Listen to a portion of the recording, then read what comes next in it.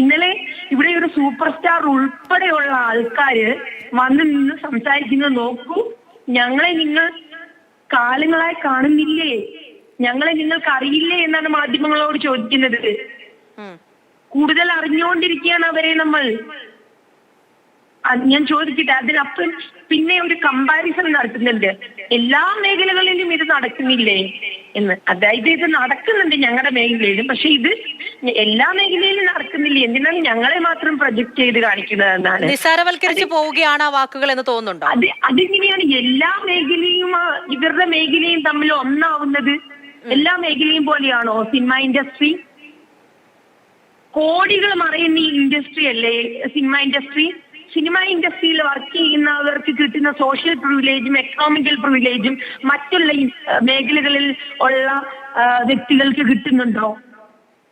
Salary കിട്ടുന്നുണ്ടോ? ഇവിടെയുള്ള സാധാരണ മനുഷ്യർക്ക് ഇവർ ജീവിക്കുന്നത് പോലുള്ള പ്രിവിലേജുകൾ ഉണ്ടോ? ഇവരെ ഒന്ന് തൊടാൻ പറ്റുമോ ആർക്കെങ്കിലും? നോക്കൂ, കുറച്ചെങ്കിലും ബോധമുള്ള ഇന്നത്തെ കാലത്തുള്ളവരൊന്നും പബ്ലിക്കായിട്ട് പോലും പബ്ലിക് സ്പേസസിൽ പോലും ഇവരെ ഒന്ന് കണ്ടു കഴിഞ്ഞ് മൈൻഡ് ചെയ്യാറില്ല. പക്ഷേ കാലാകാലങ്ങളായിട്ട് ഒരു പഠിപ്പിച്ചു വെച്ചിട്ടുണ്ട്.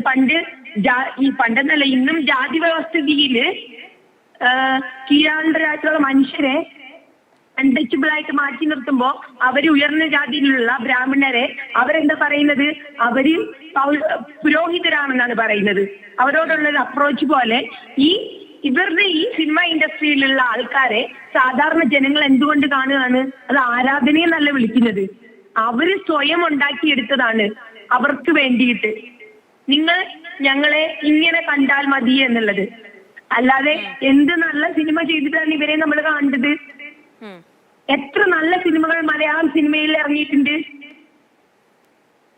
KG ജോർജും അരവിന്ദനും ചെയ്തിട്ടുള്ളത് പോലെ, അല്ലെങ്കിൽ പത്മരാജൻ ചെയ്തിട്ടുള്ളത് പോലെ എത്ര ഡയറക്ടേഴ്സ് ഇവിടെ ഉണ്ട്. ജോൺ ചെയ്തിട്ടുള്ളത് പോലെ ജോൺ ഒരു സിനിമയെ ചെയ്തിട്ടുള്ളത്, അല്ലാതെ എത്ര ഡയറക്ടേഴ്സ് ഇപ്പൊ ഉണ്ട്?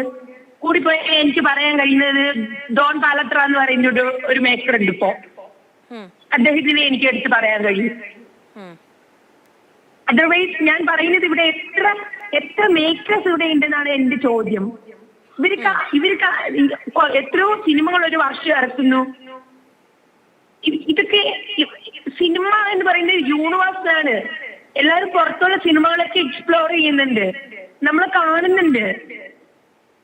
ഇവര് ചെയ്യുന്ന നായന്മാരുടെ പ്രിവിലേജുള്ള നായകൻ, ജാതിപാലുള്ള നായകൻ, സ്ത്രീകളെ പീഡിപ്പിക്കുന്ന നായകൻ, ഇതൊന്നും അല്ല സിനിമ എന്ന് പറയുന്നത്. ഞാൻ പറയുന്നത് ഈ പ്രിവിലേജുകളെല്ലാം വെച്ചോണ്ടിരുന്നിട്ട് സൂപ്പർ സ്റ്റാർ ഉൾപ്പെടെയുള്ളവർ മാധ്യമങ്ങൾക്ക് മുന്നിൽ വന്ന് പറയുകയാണ് നിങ്ങൾ എല്ലാവരെയും പോലെ ഞങ്ങളെ കാണണമെന്ന്. തീർച്ചയായിട്ടും താങ്കൾ ഈ പറയുന്ന കാര്യങ്ങളെല്ലാം തന്നെ ഏറ്റവും പ്രധാനപ്പെട്ട കാര്യമാണ്.